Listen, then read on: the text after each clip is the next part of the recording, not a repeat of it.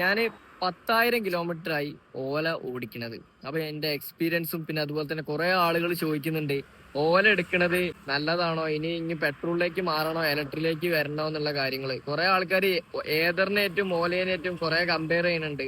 പക്ഷെ എന്റെ ഒരു അഭിപ്രായത്തില് ഓല അടിപൊളിയാണ്. 10,000 കിലോമീറ്റർ ഓടിയിട്ട് എനിക്ക് നല്ല മെച്ചമാണ്. പിന്നെ അതുപോലെ തന്നെ ഞാൻ അതിന് മുന്നേ യൂസ് ചെയ്തത് ഡൊമിനോറാണ്.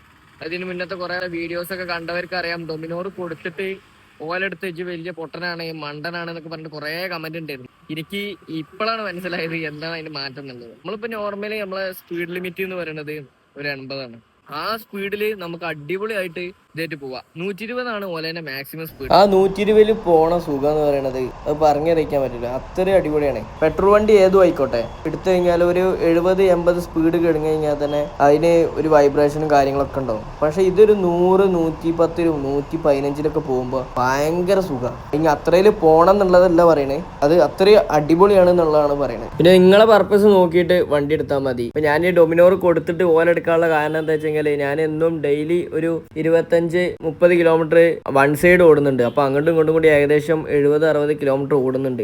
ഒരു ദിവസം തന്നെ 150-200 രൂപ, 220-230 വരും പെട്രോളിന്. ഒരു മാസത്തേക്ക് ഏകദേശം നോക്കുകയാണെന്നുണ്ടെങ്കിൽ 7,500 രൂപ വരും. അപ്പൊ 2 മാസത്തേക്കാണെന്നുണ്ടെങ്കിൽ 15 റുപ്യ വരും. അതേ സ്ഥാനത്ത് ഇതിന് കറണ്ട് ബില്ല് വരുന്നത് ഏകദേശം 700 രൂപയാണ്. അപ്പൊ തന്നെ നിങ്ങളൊന്ന് ചിന്തിച്ചു നോക്കി എന്താ അതിന്റെ മാറ്റം എന്നുള്ളത്. നിങ്ങൾക്ക് എന്നും ഡെയിലി ഷോപ്പിൽ പോയി വരിക, ആമസോൺ, ഫ്ലിപ്കാർട്ട് അങ്ങനത്തെ പോലത്തെ ആളുകൾക്കൊക്കെ ഏറ്റവും നല്ലത് ഇലക്ട്രിക് വണ്ടികളാണ്.